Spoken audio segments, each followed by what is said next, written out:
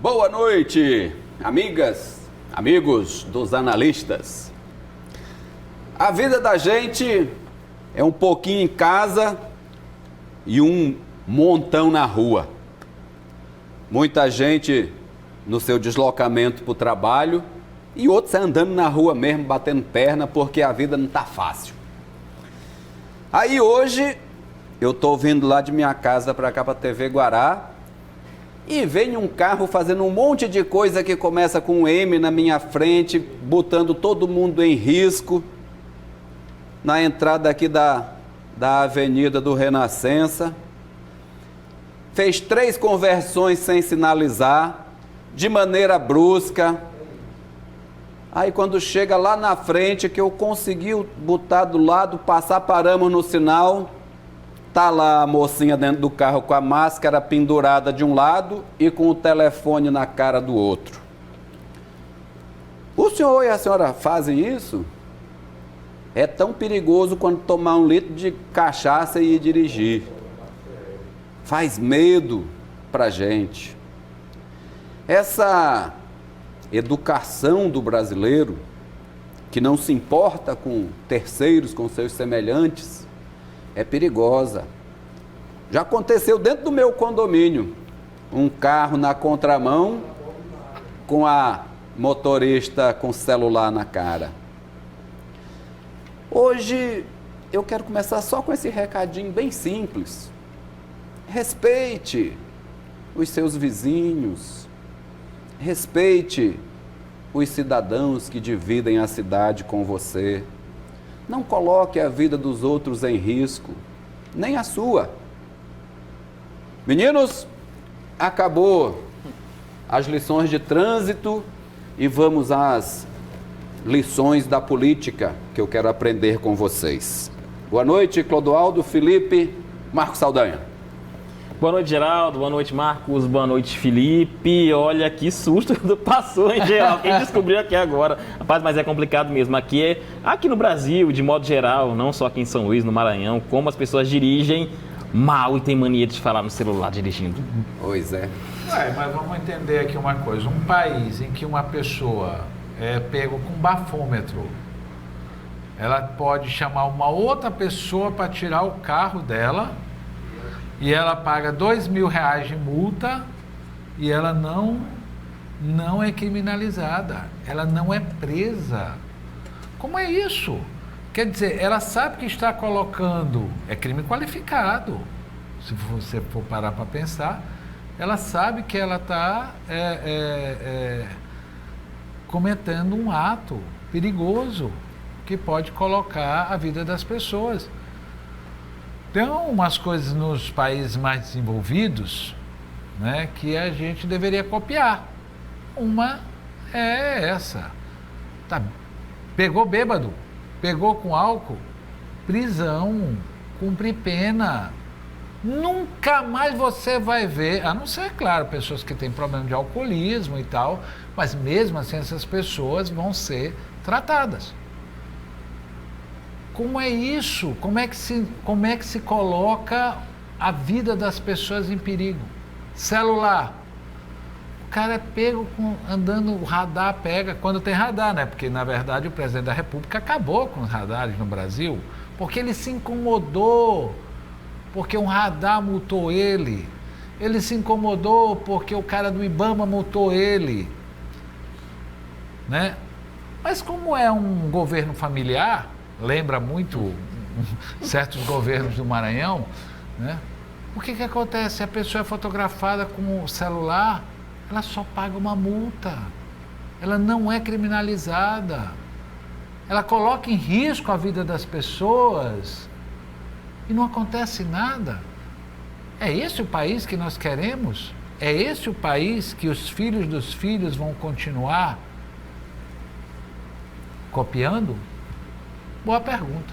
Essa questão de leis, né, no Brasil, eu sempre vejo a questão do pedido de endurecimento da lei, acaba que prejudica sempre os mais pobres, porque você pode endurecer a lei como for, né? A gente está falando no caso da lei de trânsito, e a gente sabe que os privilegiados os mais ricos, os desembargadores da vida, o eu sou engenheiro, né?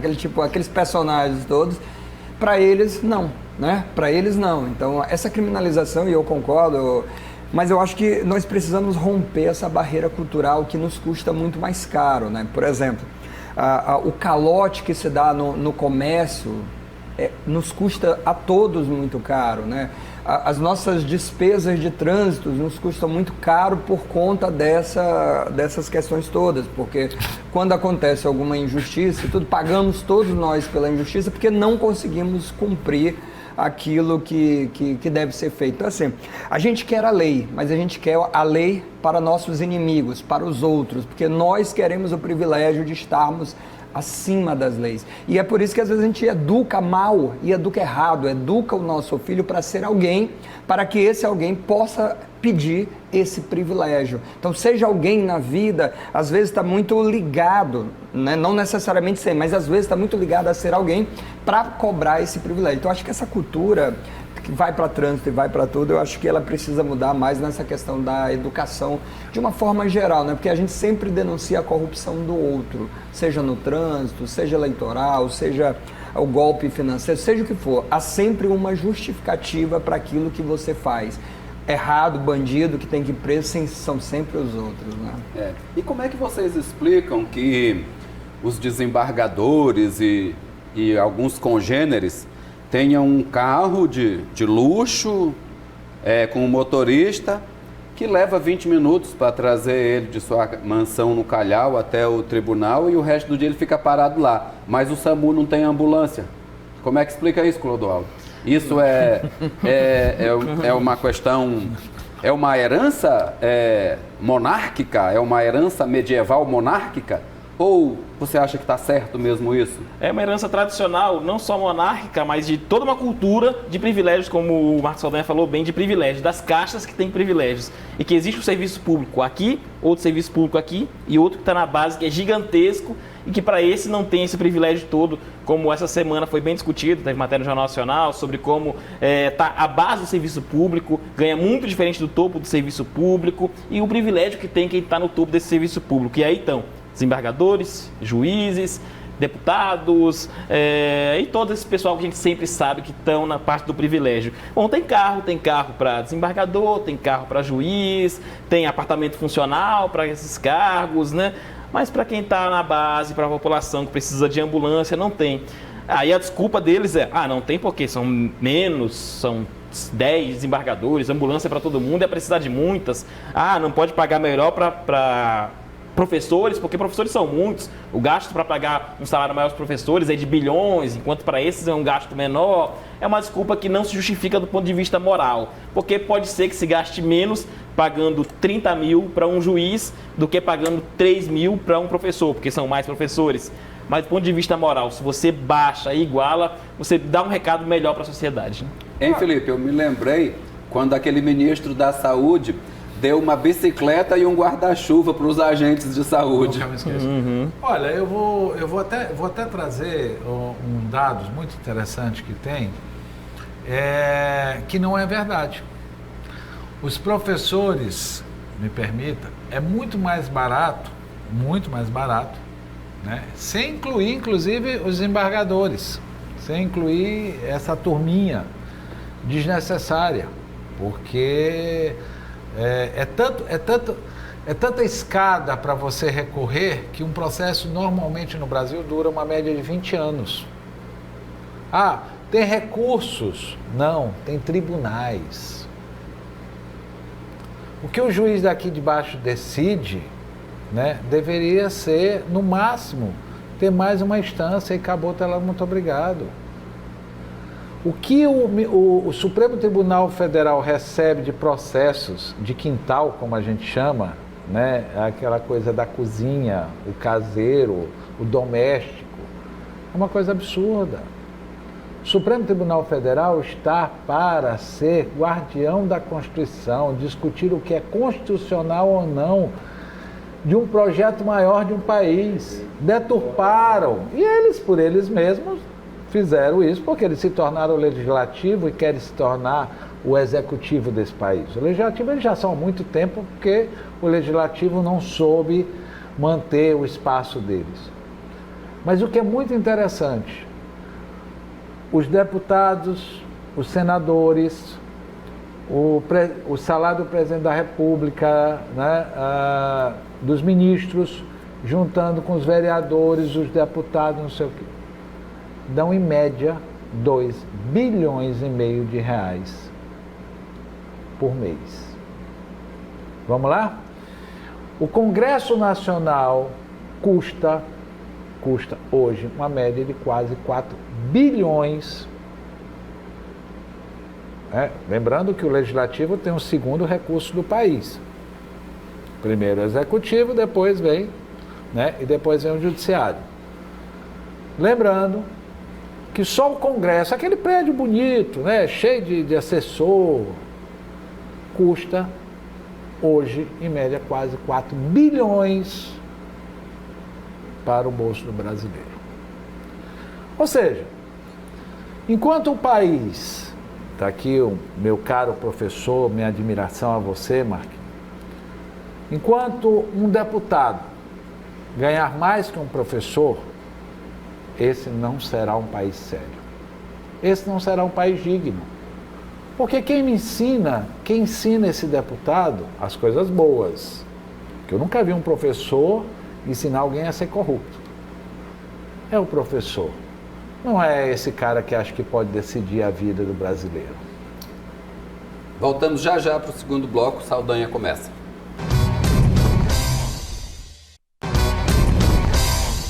Ladrão lá. De volta com os analistas. Hoje começamos falando aqui de... Alguém pode chamar de idiosincrasia, outros podem chamar de crime, outros podem falar de falta de educação.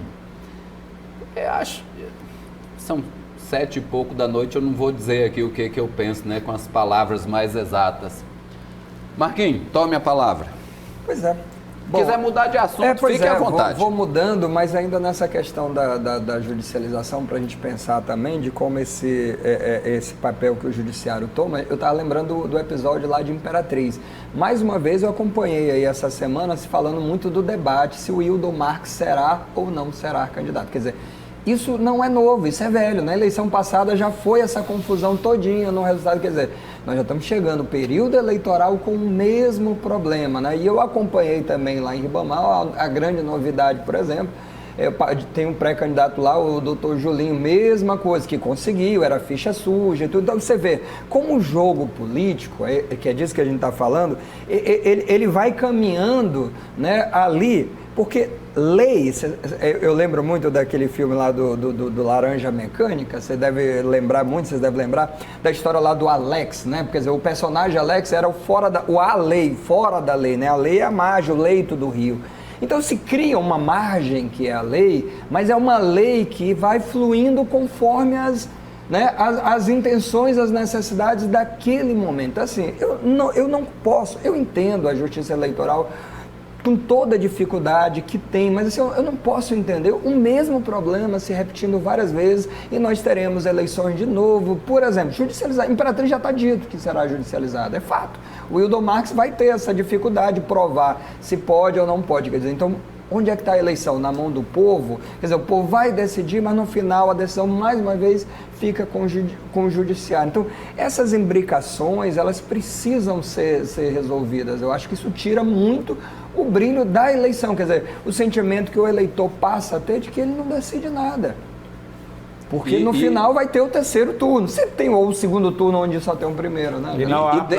Causa um descrédito enorme, né, nos processos. Pois é, cria isso também. Até porque vai recorrendo e tem uma série de coisas, quer dizer, aí quando ganha a eleição, quando perde a eleição, tudo, mas quando ganha, ninguém tira, ele vai ali, é uma cadeia muito grande de esquema ali, que é complicada essa situação. Já que tá, deixa. É difícil tirar, pois é. Meninos.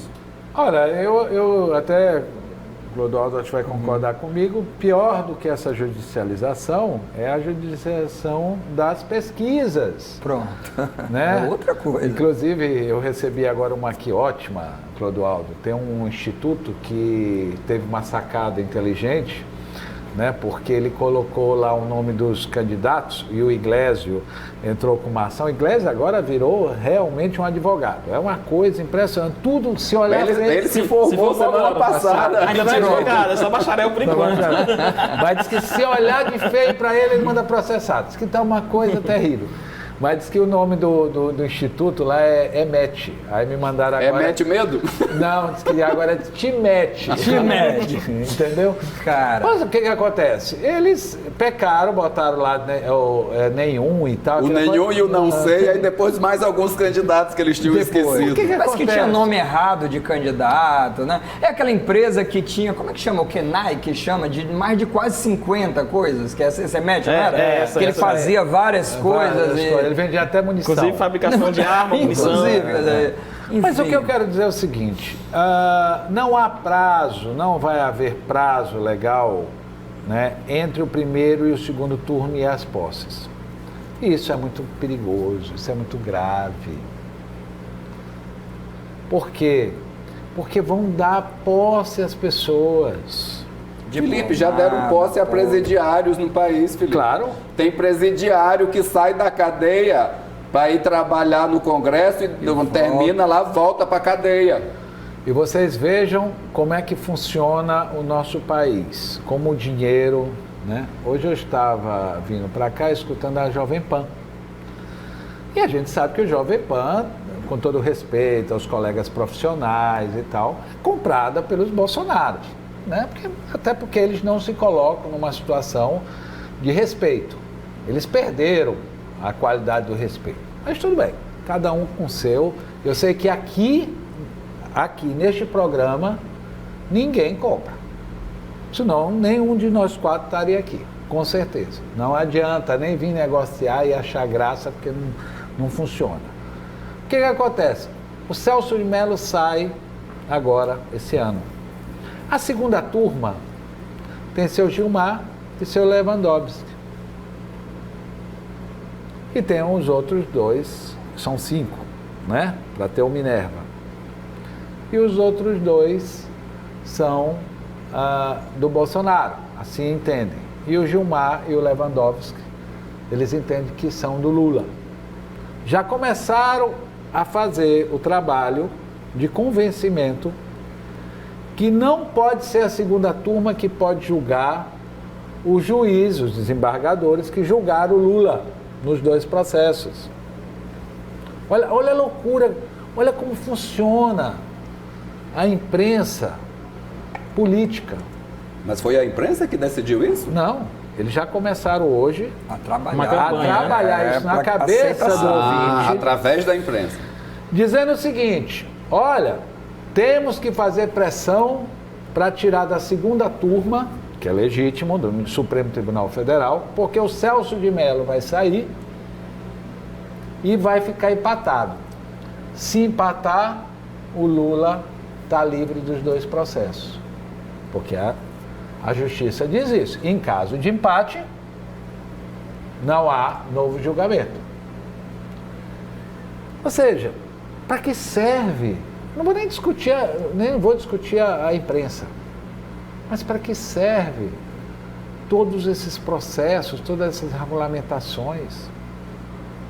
Ou seja, nenhum de nós acreditamos nas pesquisas. Eu vou melhorar. Eu não acredito nas pesquisas. Acabou. Aí eu vou deixar os meus colegas colocar a sua opinião. Perdão, não queria falar por vocês.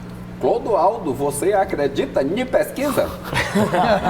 Olha, quando você generaliza qualquer coisa, eu tendo a recuar. Eu não generalizo nada. Eu acho que tudo tem um lado bom, um lado ruim, um lado que serve, um lado que não serve. Tem a crença e a descrença. Isso. Eu não posso dizer, eu não acredito em pesquisa. Eu não acredito em algumas pesquisas, em alguns institutos, em alguns métodos. Eu acho que depende da metodologia. O TIMET, tu acredita? Como é? Não acredito na metodologia do IMET. Eu não tenho nada contra o proprietário, não sei nem quem é o dono desse instituto.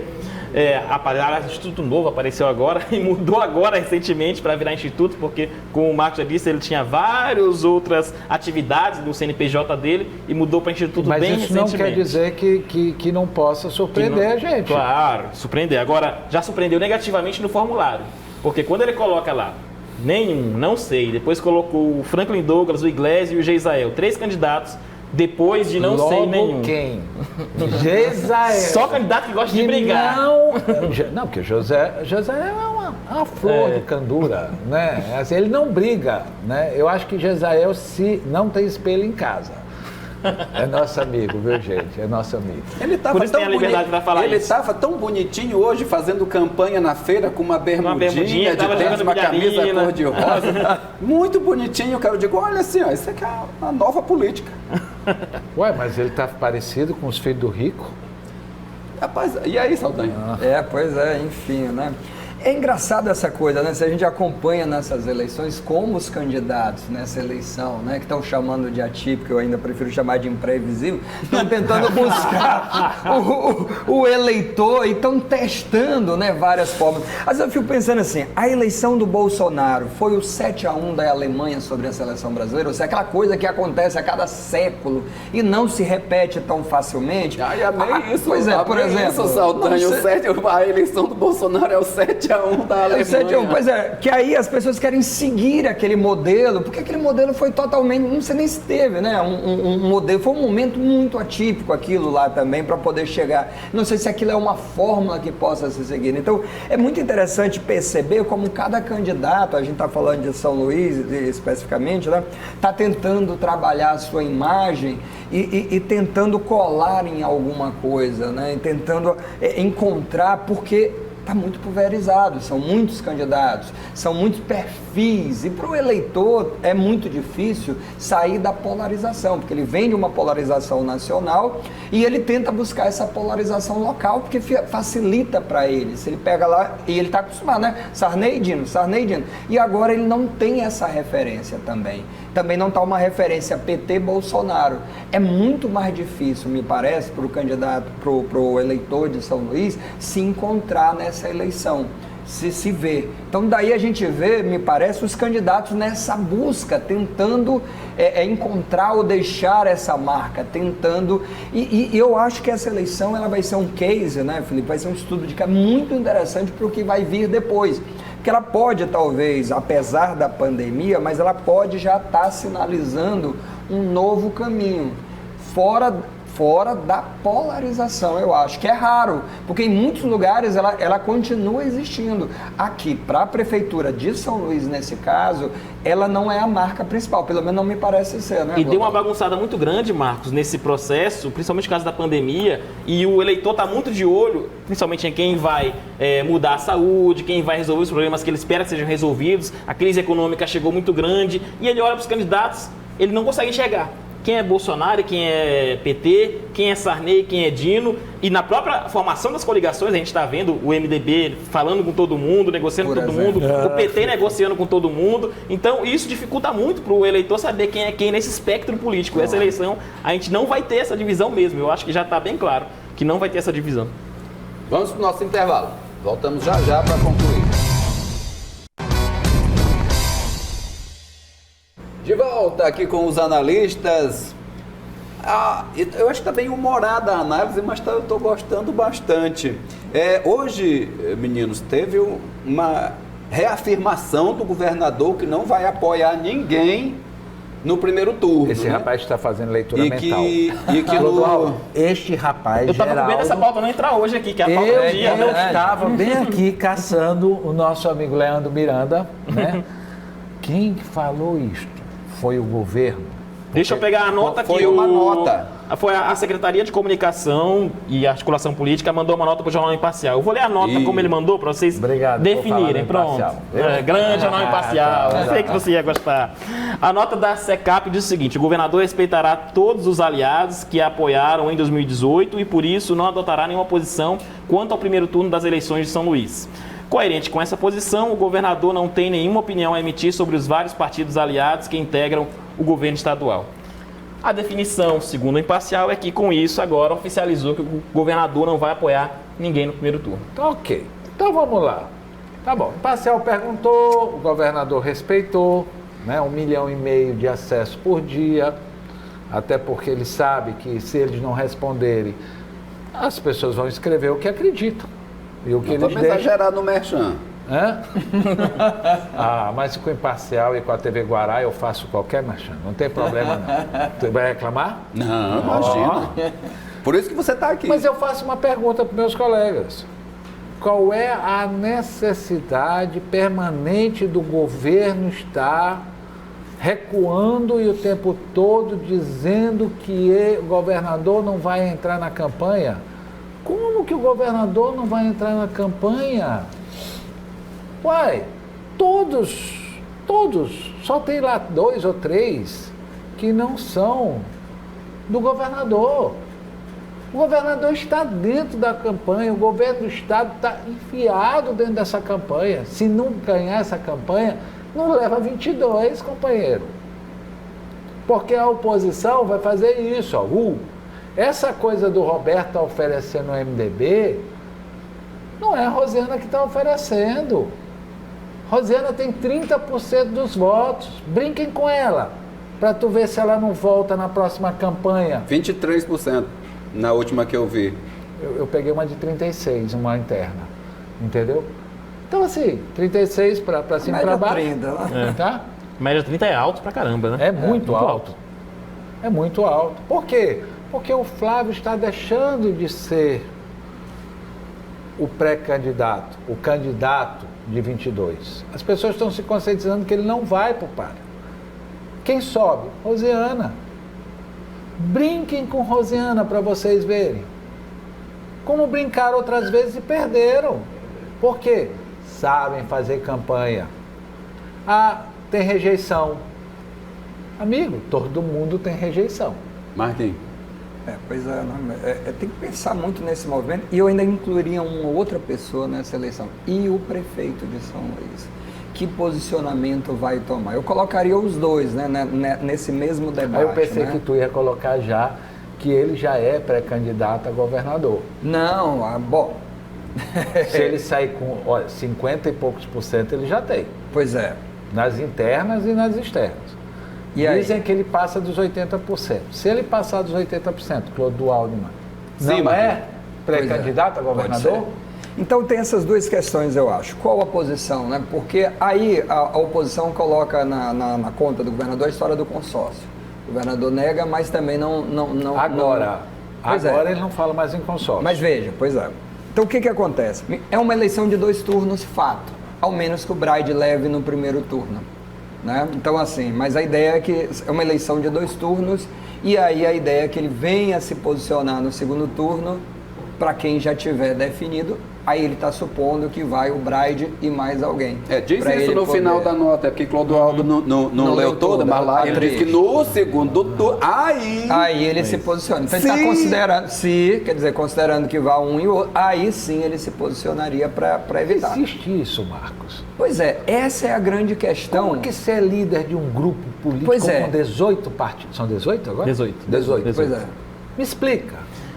Eu acho que isso já se desenhou em 2016, eu acho que é o mesmo formato, não tem muita diferença. Em 2016, o governador disse que não ia publicamente, como ele está fazendo agora, não vai publicamente apoiar um candidato, porque Edivaldo e Elisiane eram candidatos, 2 aliadíssimos dele, e ele tinha prometido para Elisiane, eu não vou apoiar Edivaldo, não vou apoiar ninguém, porque você é minha aliada também, então no primeiro turno eu não apoio ninguém. Quem chegar no segundo turno é outra história. O Edivaldo chegou no segundo turno para enfrentar o Braide, e o Flávio foi pra televisão, fez campanha, fez de tudo. A mesma coisa agora, ele tem um monte de aliado. A mesma coisa. Ele tem um monte de aliado de um lado, contra o Braide, que certamente deve estar no segundo turno. Tudo se encaminha para isso. Ele vai apoiar um, levantar o braço de um, para se indispor com os outros no primeiro turno? Não tem por que ele fazer isso. Né? Mas no momento, veja só, alguns nomes aqui até me inspiram aqui. Aí eu me lembrei, por exemplo, de um carteado. Digamos que seja um carteado, né? Aqui. Mas é poker? Um pokerzinho. Aí tá aqui os pré-candidatos, tudo aqui no poker, né? O Clodoaldo é um expert em poker. Eu jogava um poker tão mal que a gente chamava de porker. Aí na jogada lá, nego, eu aposto aqui o secretário de Educação. Aí o outro vem com o secretário de Saúde, eu pago. né? Aí chegam lá com o secretário de Cultura, o secretário de Turismo e o secretário de Esporte, eu cubro! Hein? Não tá? Não. Pois é engraçado acompanhar como o governo, como os secretários se dividem, né? Aí o Duarte anuncia. Como mandam se dividir. Pois é, essa era a minha pergunta, Felipe. Eu ia fazer ela, isso está pensado, isso está espontâneo, isso está estrategicamente organizado? Olha, tem uma versão que foi para o Duarte, e a gente aqui no ar, né, inclusive recebi críticas severas, né, e até pedidos que não fizesse isso e tal, porque causava problema no Palácio. Jamais, os analistas não querem causar problema nenhum. Agora, desculpa, lá vocês pensam como vocês quiserem, aqui nós colocamos como é o fato. E quem somos nós para causar problema para alguém? Pessoas tão respeitosas. Agora, uma coisa é verdade. Quando o reitor da UEMA, depois a brincadeira foi porque eu perguntei, e Geraldo não deixou por menos, né? Eu perguntei se iam trazer os eleitores de Caxias de ônibus, né? Porque o secretário de Turismo estava apoiando coisa. Gente, nós temos um humor refinado. Aqui tem 4 jornalistas, os 4 são refinados o humor, né?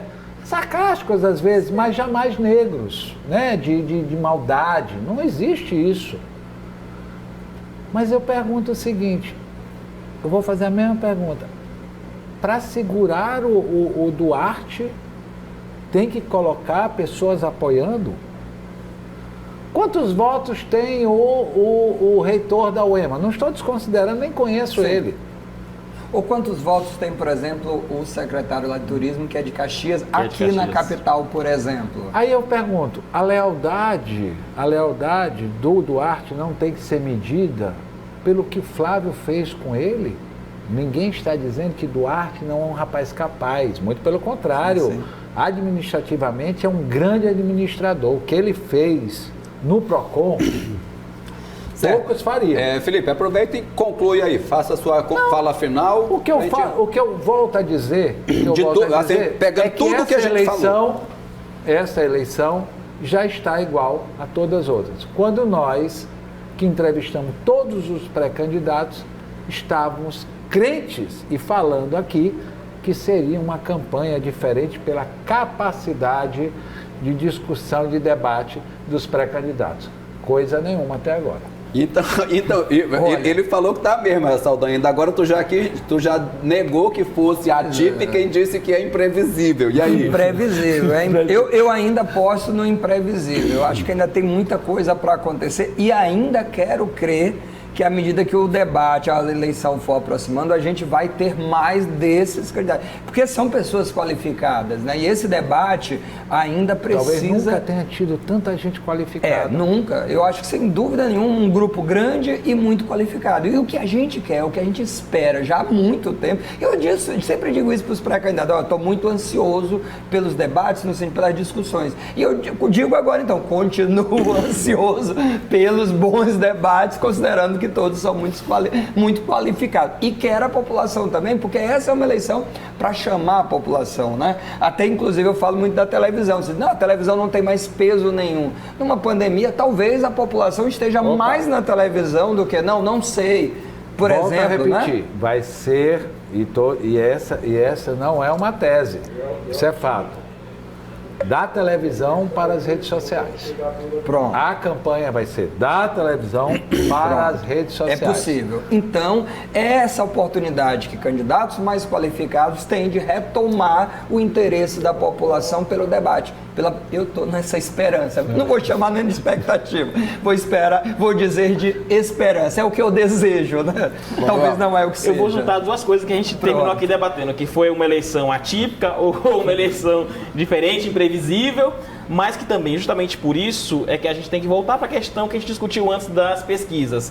As pesquisas, todas elas têm um ponto em comum. Na pergunta espontânea, quando não são apresentados os nomes dos candidatos, entre 50% e 60% da população de São Luís não sabem quem votar ainda. A população ainda não sabe quem são os candidatos, a população, de modo geral, ainda não está ligada na eleição, ainda não está sabendo quem são esses nomes que a gente fala aqui, Duarte Júnior, Rubem Júnior, Renato Evangelista. A população conhece muito mais o Braide, porque foi candidato nas últimas eleições, e poucos outros candidatos. Então, quando começar a campanha, que a população realmente vai ver e vai descobrir que são os candidatos. Então, ninguém tem que seguir ainda por pesquisa, porque ainda está cedo.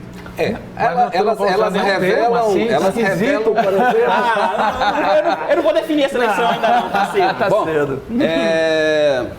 eu vou fazer a minha conclusão também. Como os meninos aqui sabem, e muitas pessoas que acompanham a TV Guará também sabem, eu que dirijo os debates aqui da TV Guará, né? Eu sempre fui o responsável por dirigir. Por isso que a gente reza por ti sempre. E eu tô com medo dessa... E a TV Guará sempre teve, por princípio, oferecer o mesmo espaço para todos os candidatos. E agora tem muito.